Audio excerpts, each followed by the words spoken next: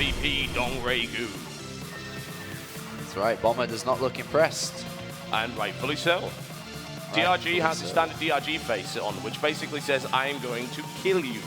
That's right, because these players are playing for a lot of money now. They're at about top 8 in the tournament. The money starts to double from here. They bank $2,000 each. The next level of this tournament goes up to 4, and then if you get to top 4, you get 7,000, all the way up to a grand first place prize of $40,000. This is serious money, serious gaming. Quite the paycheck, but of course, quite the tournament to get it. Yeah. All right, looks like we're going into the game right now, so Ohana is loading.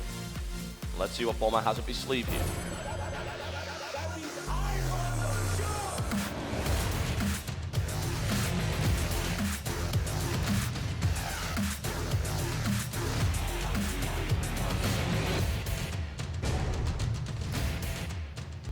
IPL5.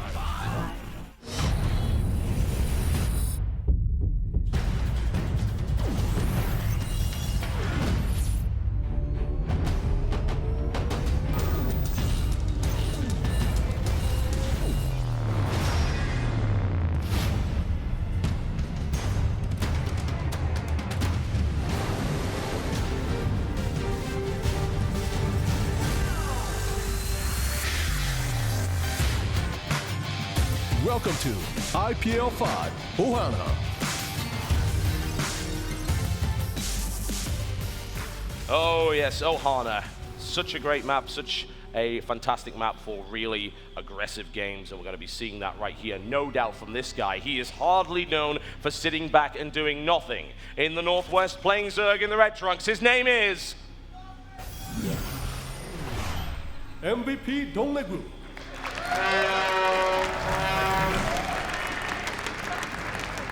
DongRaeGu, the terror of MVP. One of the most dangerous Zerg in the world is playing one of the tournaments of his life after having a couple of rough months here in Starcraft 2, but so is this guy. In the southeast position, in the blue trunks, it is...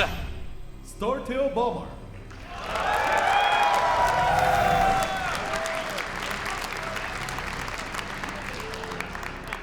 Not sure if the crowd likes Bomber a lot, or they just really, really love Terran. Or hate Zerg. Depends which way we're going to look at it, doesn't it? So we do have a drone scout from DongRaeGu. The Bomber did elect to choose this map. This is a 2 racks map, very possible. So DongRaeGu wanted to make sure that that wasn't the case. Do you know what's really, I mean, what's great, but on the downside of things, actually hold that thought for 1 second, is look at the percentage, very, very close between these two players. There is belief right here, a palpable sense of it. It fills the air, and rightfully so. Bomber is really, really good in this matchup. And as I was saying, is that the great thing about the IPL is there's 3 big tournaments going on. The bad thing is that we're casting one, and we sit in the crowd for the others, and we shout a lot as fans. So it has a tendency of doing the voicing just a little bit. But it does, doesn't it? To suggest that watching the GSL finals later tonight is going to be a bad thing, absolutely not. I'm looking forward to it. That's going to be wonderful. But you'll definitely notice a difference in our voices tomorrow. You will, yeah. And day 4, as we cast the finals, it will be the possibly the quietest or croakiest cast you've ever heard in your life. But we will do our best. One way or the other, Bomber has his CC down, and we've also got the hatchery coming in here from DongRaeGu. None of those 10-pull shenanigans. The follow-up being 2 barracks here from Bomber, which is not exactly what I call surprising. Far from it, 3 barracks, in fact. Okay, now, getting 3 barracks that early on, now that is a little bit more surprising. What do you think of that? Yeah, I mean, it's very similar to the build he opened up previously, apart from it was command center first into 3rd command center. So he's going to have a lot more Marines out faster. He's going to have a stim down faster too. And I'm waiting for the tech lab to come down, but it's not a tech lab. And now I was saying, I was like, well, why? He's over 25 gas, which is the required gas to build the tech lab. Why didn't he build it? And he's gone straight for a reactor here. He's actually going to build up a lot of Marines very, very fast. He's going to play against the standard Zerg style here, which is very queen heavy, late gas, so they're not going to have speed, they're not going to have bailings. So what he's basically going to move out with is a bunch of unupgraded Marines to punish the 3rd base and to bring down the queens relatively early on in this game. That could work very well for him if he's able to do that. It could, yeah. And it's once again an example of Bomber's reliance on this surge here. And it is the 4-queen style. So this is absolutely the right thing to do here. Bomber is one of the smartest players I know, and he has been consistently a master strategist throughout the last 2 years in this matchup. And this is right. This is the correct thing to do on this map, and DongRaeGu is playing into his hands here. We've got a couple of Lings coming in, which is going to be shut down pretty quickly there by that bunker. But, I mean, of course, Bomber's playing blind. He doesn't really know what's going on. That seems to be his goal in this game. But unfortunately for him, this is not just a regular, 3 to 4 queen build. It's actually 6. Yeah. And 6 queens, depending on how the energy is used and spent, they could potentially have transfuses. Yep. So this actually becomes a little bit more difficult. If it was 3 to 4, then obviously it's easier.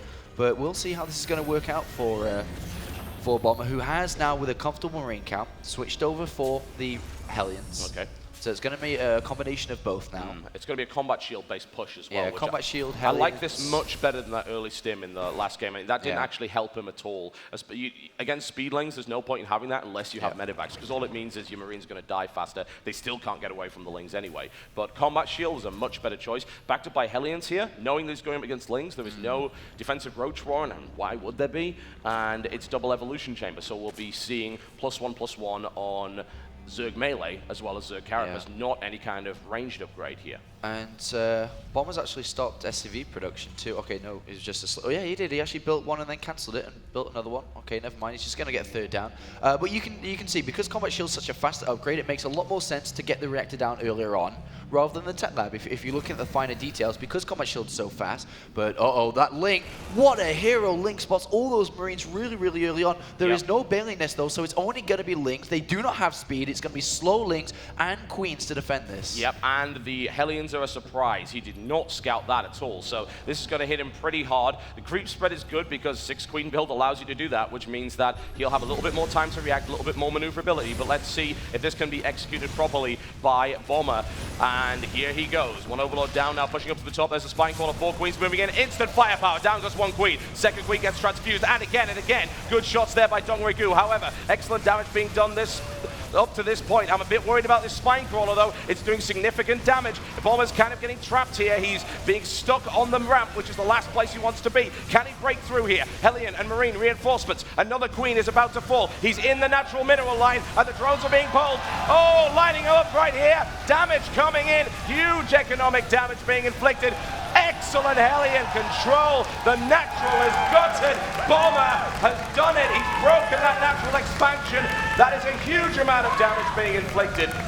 And now the Eva Chambers go down, just to add a bit of insult to injury there, as it does fall. The upgrades are now cancelled out, and Bomber just hits a perfect little maneuver here, and even with the Lings coming out, it may not even be enough to hold. I don't think so, not with that many Hellions. We've got a good surround here by DongRaeGu, who's going to try and eliminate them as best as he can here, but the 2nd Evolution Chamber's under threat, plus 1 Carapace will probably not finish at this point. 2 more Queens falling here. Bomber still survives. He still holds on with so few Marines. He'll finally be cleaned up here, but DongRaeGu takes a hammer blow. 22 workers killed, and Bomber is in a commanding lead. A massive lead right now. This is so big. He's got 3 command centers down. He's building bunkers because he knows he's in a great position, expecting DongRaeGu not to play from behind in this game, just to go for an all-in, especially because Bomber had seen the Baneling nest too, so that's definitely an option that Bomber's thinking about. But he's got double engineering bay down. He's got the armory perfectly timed as well, which is going to connect with his 2/2 upgrades. This is just really good for Bomber here, and as long as he doesn't mess up, as long as he doesn't walk over Baneling mines or walk into Baneling, he's in a really good shape to cruise for the rest of this. Well, the standard Zerg safety net is coming into effect here. Infesta's a really good way to make sure that you stay safe against this aggression. Can be very dangerous indeed. Nice little wall off there. Bomber makes no errors thus far in this game. It is masterfully played, and it is going very well for him. 3rd command center is now being deployed. The Lings in a position to potentially go in there and deny it. And in fact, actually, a little bit of indecisiveness there on the minimap we saw with the deployment of that CC. But it is going to deploy without too much of a problem. The Overlord is right there. Oh! Wow! DongRaeGu trying to prevent that. And he's a microsecond too late. And now it's just this really awkward spot where there's creep all over the command center. It's horrible. Blech. That's right. Filthy, filthy. Blech. Creep. Disgusting. but he does manage to get it down. There's actually a big mistake I'm seeing from Bomber here that he hasn't corrected. Inside his main base, he's actually only got 1 on gas, which has halted his gas income. But he can't research, or didn't research, +2 armor at the same time. And even though it's a small detail, that will give DongRaeGu a bit more of an advantage to get back into this game. It's not all and over for DongRaeGu yet, but you know, with Bomber still at his lead, that's something that he may want to, I don't know, of course want to fix, but how is he going to find about it? Because, you know, Terran players don't look at their main base once it's already been all set up. No, they don't. So that is going to slow things up. Perhaps he notices eventually, it's like, oh, this timing's a little bit off. Why is that? But we will find out shortly. And here we go. Pathogen glands are being researched. We've got 7 infestors on the way. They shouldn't be there. I don't know, actually. They could be up in time just as that drop actually hits there, and which could be potentially devastating. If they pop out and manage to nail that fungal growth, then that could be really dangerous. He may decide to take a stop here at the 4th base for a little bit of denial. That's exactly what he's doing here. So looking for a forced cancel. Could very well get it. DongRaeGu could try and respond to this, but of course he also has to respond to the drop in his main base and the push coming up the left flank. There is that hatchery down, and what do we see here from Bob? He's got to be careful. Fungal growth is coming in right there, and that drop has been shut down. Second drop is being staggered, but that is also being grabbed by the fungal growth here, and damage has been minimized. And what we're going to see now from Bomber is just throwing units, just consistently throwing, because he doesn't have tanks. He's not looking to play strategically. He's not looking to play, oh, that's okay though. He's not looking to play positionally. He's just going to throw units over and over and over. And the way that DongRaeGu is going to have to beat this is cost-efficient fungals. He will have limited amount of energy. Eventually, the Infestors will run out of energy, that's where Bomber will have the game in his hands. So we're going to have to see if DongRaeGu can play very good against this, or if Bomber's overwhelming force will be too much. Yeah, Bomber's really pumping into macro mode here. This barracks-based macro player I was telling you about earlier, he'll build like 10 Marines at times, also adding Marauders into the composition here. A little bit earlier than I would have expected, honestly. He is anticipating that there will be a transition through to Ultralisk eventually. Does give you a couple of edges. You can still use the concussive shell against the Banelings if you have the right kind of control, which Bomber does have. Is this going to be a 3-pronged drop? Looks like it is. Banelings coming to connect, so that's been shut down initially, but very few losses here for Bomber thus far. Another fungal growth grabs the drop in the center here, but there isn't actually, is there enough fungal? There is. And the Medivac's actually going to get away there, as he was distracted on the right-hand side, drop inside the main base, just being all over the place. Bomber really playing a very strong style here. Yeah. And this could be very difficult for DongRaeGu to deal with, as Medivac's all going towards the back here. His defense has been impeccable so far, really, aside from losing that, and he may end up losing this again. But he is losing a lot of energy, which he needs in the overall fight, which will happen very shortly. Yeah, and that's really, really smart there by Bomber to actually waste that. Looks like that's not going to get denied. He's going to have to get out of there. And in the meantime, cleaning up creep in the center there. Banelings detonate. Probably not an ideal scenario for him, but the Medivacs do get out alive once again. Oh, there's a possibility of catching some Infestors out here if he's really, really good. And coming up the right flank as well, defending against the Banelings effectively here. I like that a lot. Also, being able to use those Marauders as a meat shield at the front to eat a lot of those Baneling detonations. That was a really nice engagement there for Bomber. He's continuing to push forward towards the 3rd base, looking towards the natural as well. Sees the Infestors coming in. Must make sure his spread is, because he free spreads very nicely here against Fungal, working on the 3rd. However, he looks like he's going to get overwhelmed here by the Zerg forces on the 3rd base. That's a really good win there for DongRaeGu. Yeah, Bomber actually he's going to get the Medivacs as well. He focused so much on the hatchery, didn't think about the army. And I was going to say before that fight happened, the way that DongRaeGu gets back into this game is just hammer blows one massive strike into the army of Bomber, and then he's back in the game. As quick as that. Efficiently, good use of his Banelings and Fungals, which was the case there. I mean, the army fight was heavily in favor of DongRaeGu. It certainly was. However, what I will point out is the 4th base has been secured here, and he's lost that 4th base twice, that being DongRaeGu. He's taken a lot of economic damage. His upgrades are later because he lost his +1. His +3 melee is starting right now. That is a little bit later than it should be. He also had a bit of indecisiveness. He started building a Spire. There we go. He's going for Greater Spire here. And honestly, Bomber's still in great shape. He can still power forward. Look at the supply count. Look at the amount of units he's able to build. Look at the way these upgrades line up. +3 attack is about to kick in. +3 armor is coming. And he's going concussive shell, which is a great decision. I love that a lot, especially against Banelings and Infestors. It stops him from getting away.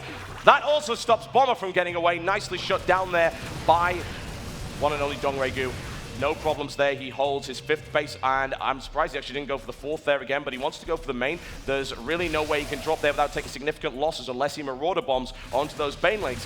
Now pulling back once again, DongRaeGu starting to get a little bit scary, but the control is great here from Bomber. The macro is great here from Bomber. He just needs that one strike, which will do significant damage. Yeah, if Bomber can bring down one of the expansions, preferably the 4th base, he's in really good shape again. But for now, the Greater Spy is on its way. There is not a lot to actually defeat the Greater Spy in this game. No, this drop's going to get cleaned up as well. So at the end of the day, the Greater Spy is going to finish. There are 8 Corruptors on the way. If Broodlords enter this game, I fear for Bomber. But he's access to 4th base. This is what he needs. He needs to slow the income down. All DongRaeGu to prevent the Broodlords from even being morphed in the first place. +3 is so good, and he can take the hatchery down, no problem at all. He could even try and evacuate here. The Infestor count's looking really, really good here, but it's okay for Bomber to lose these units. He can replenish them very quickly. He just lost an army. He's still ahead in supply. He's got 4 bases. He's not being harassed by DongRaeGu at any point because he can't. The drop comes again into the main base. Bomber is everywhere, consistently hammering over and over and over again at his Zerg opponent. But the question is, can he stop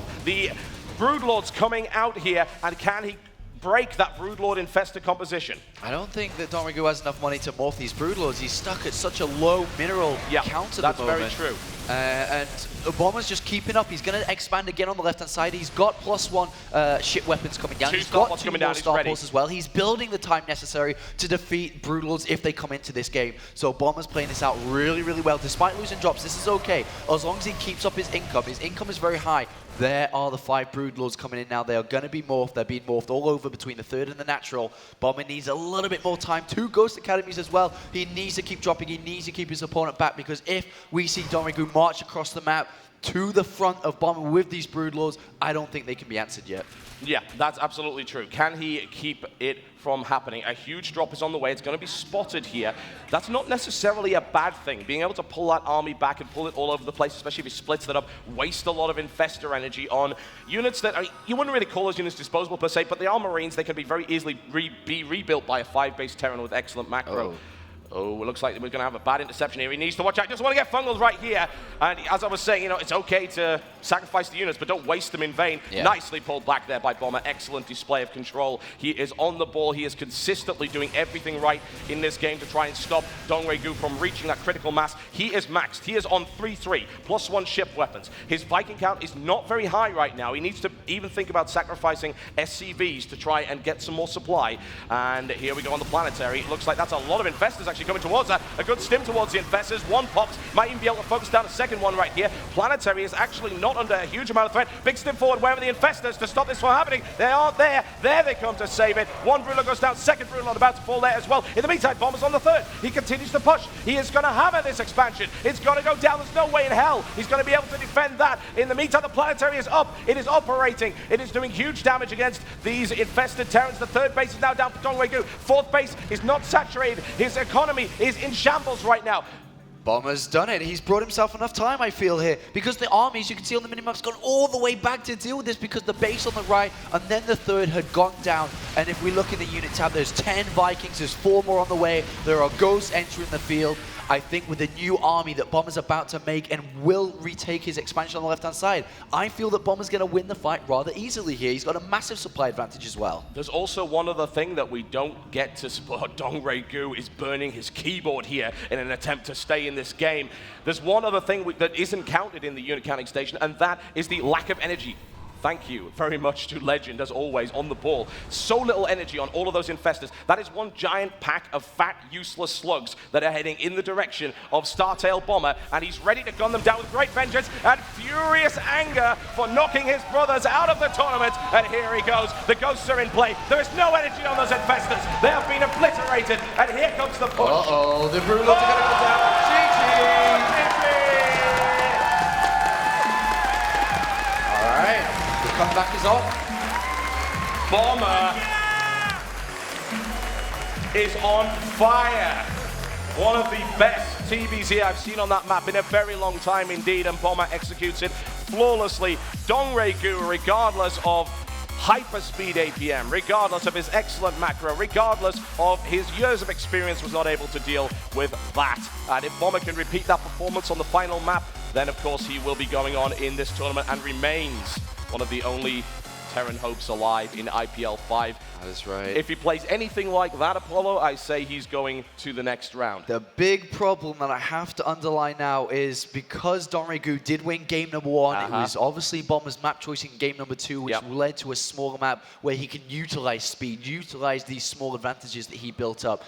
DongRaeGu, I'm pretty sure, is going to choose a big map like Metropolis here to basically push that kind of playstyle out of the game, forcing Bomber to play later. So 3 command centers early on, nice early upgrades, and then forcing Bomber to play Raven, Viking, Ghost again in the later stages when both of them get to that later stage at an equal pace. And so if DongRaeGu chooses that map, it could still be very difficult for Bomber to finish the comeback. That said, I did get the pleasure to cast Bomber several times on Metropolis, including one unbelievable game against Lenok. I think you may remember that one. That was incredible. And Bomber showed outstanding play on that map. Because when he's allowed to get those 3 command centers so early on, his strategy is, Marine is good unit. So what if I build lots of Marines? That's and then suddenly, damage is done, and he is all over the map consistently all of the time. The question is, what style does DongRaeGu play? Because Lenok's style is very much the classic Ling, Baneling, Mutalisk. We're talking about burrowed Banelings all over the place, a very fast reactionary style. If his opponent decides to go for the Infestor-based style, the more defensive style that is able to deal with large clumps of Marines, the more Marines you've got, the harder it is to actually split them up. So we will see. This is going to be dicey. Yeah, and I'm interested to see what people think, actually. So please, by all means, head over to IGN.com and vote in the poll. Who do you think is going to be able to win this final map? Yeah, it's a good point you actually bring up. In which styles is DongRaeGu going to use? Is he going to use his preferred Mutalist style on a big map like this, or is he going to play the more defensive Infestor style? You know, looking at catching drops with Infestors, with Infested Terrans. Likewise, you can use Mutalist to stop drops, but that means you're not harassing yourself. And you can Mutalists need to be in 1 pack. They're never split in 2. So if double drops come down, then he's not going to be able to defend in 2 locations. So we'll see what's going to happen in this game as I'm getting the invite ready in. We'll see what map it's going to be. Of course, Metropolis was just a guess. It is actually going to be Metropolis. So I mean,